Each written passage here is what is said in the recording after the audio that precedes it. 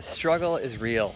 So I have been working on a short film and another video with my son for the last, 2 years, because I want to make stuff and put it online and share it with people. And man, with the one with my son, it's like a Zelda fan film, and I was basically learning how to use Blender.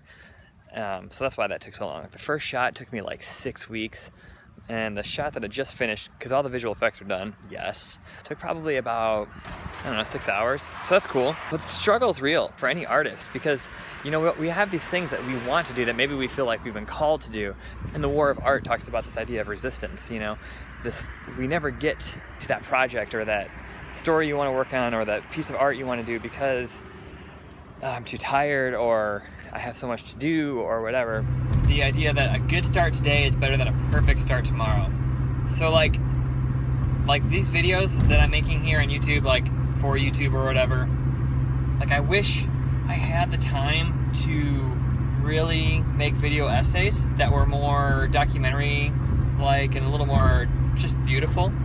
But a good start today is better than a perfect start tomorrow. I mean, I have been intending to make YouTube videos for since it came out.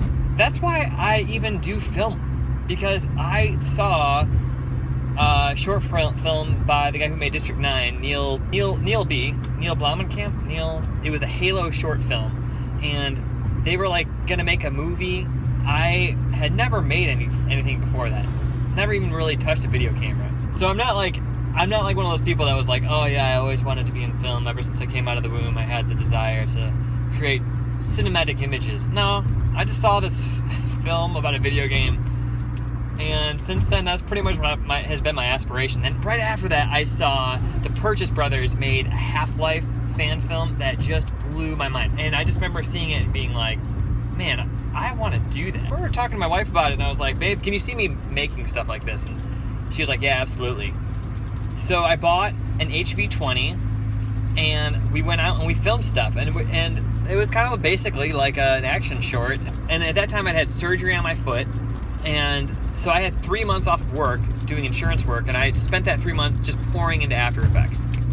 Love the idea of YouTube, because YouTube meant freedom. Like, yeah, YouTube just represented like this, like ticket, you know what I mean? Like ticket to do whatever I wanted to do. But then life just gets in the way, you know? And really one of those barriers is like making it perfect. It's like, oh man, well I don't want to make a YouTube video yet because like this isn't lit. I don't have a mic that sounds good on this. I have all those things, but like that's why I don't do it, because I don't have time to set up a car camera and have, you know, this car pulled by something and whatever. The point is that I'm not making it because like I want it to be perfect, which is stupid. I'm just gonna sacrifice something so I can make something, you know? It's not perfect, and that's okay. Like, it's something. At least I'm making something. Today we are going to do some ADR. So we shot this scene in a forest, and Josiah Shostrom of Bonza Media, who is amazing. He also is a Shane Hulbert, Shane's Inner Circle. He's an alum there, I believe. He did the lighting. He operated camera too. His friend Tom did the sound, and he did a great job, except we had to have a generator running, and the actress was sick. He needs more than just your money. So her voice is all scratchy, and she had to pretend to play a violin, which comes through in almost all the tracks. So we're gonna go in and do some ADR today. And to do that, we're gonna go to OC Creative. My friends, they have a studio space there, so we'll capture some of the audio there, and then our main actor is going to have to do his lines too, so that way the audio guy, Jeff, who I will put a link to his stuff below.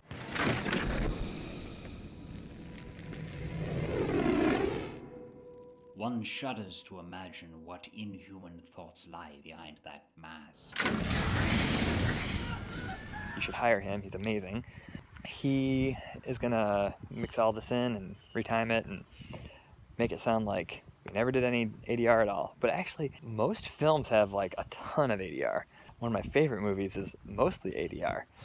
Help you? Yeah, can I have a dozen red roses, please? Oh, hi, Johnny. I didn't know it was you. Here you go. That's me. How much is it? It'll be $18. Here you go. Keep the change. Hi, doggy. You're my favorite customer. Thanks a lot. Bye. Bye-bye. I don't know if they're, except check this out.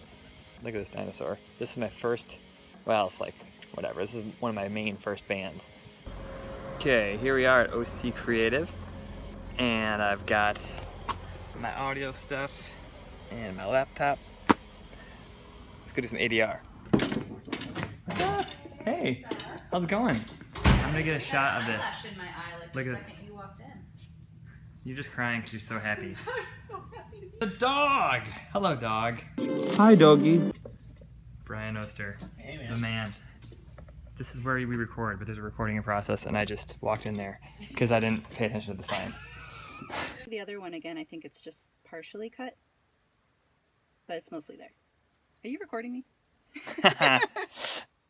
That's what you'll be asking yourself. You can decide what to do with it. That's what you'll be asking yourself. Headed out to Dave's house to go film some of his lines. Hey! I'm talking to you. Where's my boy? Yeah. And again, you know, we shot this film, like the last scene, like 9 months ago now or something, maybe even longer. But I just had too many creative projects on my plate to get to it. And in the last month or so, I just decided that I was gonna stop trying to like do 1/10 of a thing a day or 1/1000th of a thing a day, and just solely focus on one creative project at a time. And so I had our Zelda fan film, which is done. Now the music is like being done. So I learned a ton. And in fact, I've gotten work from that. And in a way, that's like kind of what I do now. So I have this mantra, which is the work you do inspires the work you do. So if you want to make cool and interesting content, go and make cool and interesting content. You probably have it in you to make something amazing. But like there's this barrier, you know, it's like, oh, well, I don't have the right stuff, or I don't have whatever. That's just a red herring. It's just like a myth. It is resistance. Just tell that voice does not belong in your head. I mean, that's where it lives, and it's gonna be there, but you just have to learn to not listen to that voice and like just go and do that thing that you want to do.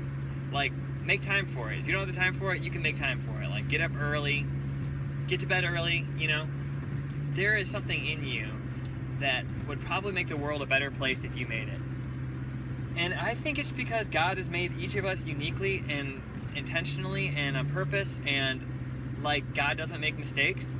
And so like that thing that is in your heart to make, it's probably going to speak to someone in a way that you just don't expect. Oh, this is crazy. Earlier today, I should have filmed this. Dang it. I was at OC. This guy that works there, Justin, like says to me, he's like, hey, nice shirt. I was listening to that band earlier today. It's like, what?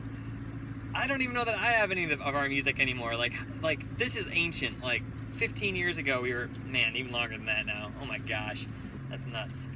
He said he loves it. Oh man, and you know, like we were just kids making music, and like you just don't know what your music is gonna do, and like how it's gonna, or your art, or your film, your photography, your story that you want to write, your play that you want to act in, or you know, light, or whatever it is, like that thing that burns in you, like the car you want to fix up. Like I just feel like, I mean, it is a balance, you know, and you have to kind of check your motives, but like, I don't know, for myself, like I'll just like pray about it, and like my prayer is that I'm gonna head in this direction, and like God, like if you don't want me to go any further this direction, then just stop me.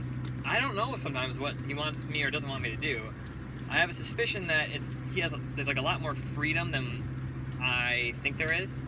So like I just kind of like embrace that, and I'm like, oh God, I really want to write this movie, because like what I think I really want to do is just tell stories, right? Is to write these stories that are inside my brain, and I want to get them out in some way. Yeah, I think that like if I'm like headed down that direction and I just can't do it, like God will put up a barrier in some way. But the tricky thing is that you have to balance like that thought with like, what is resistance? Like what is, because sometimes when you're writing, like every day, you just feel like a total fraud, and you're like, oh, I can't do this. Like, who do I think I am? Like, I'm not a writer. I barely know how to talk correctly, much less write properly. You have to realize that resistance is it's that voice. You have to realize that voice is going to be barking at you, telling you to stop, but don't listen to it, because that that's not the voice of God. Like, the voice of fear and the voice, if it's like something fear-based, or if it's like inadequacy type thoughts, those are thoughts that I'm telling you right now, just ignore those thoughts. They are lies. But a perfect start tomorrow is never going to happen, you know? I think I've made my point. So, I'll stop talking about that now. Why did you have to go up and die? You never even said goodbye.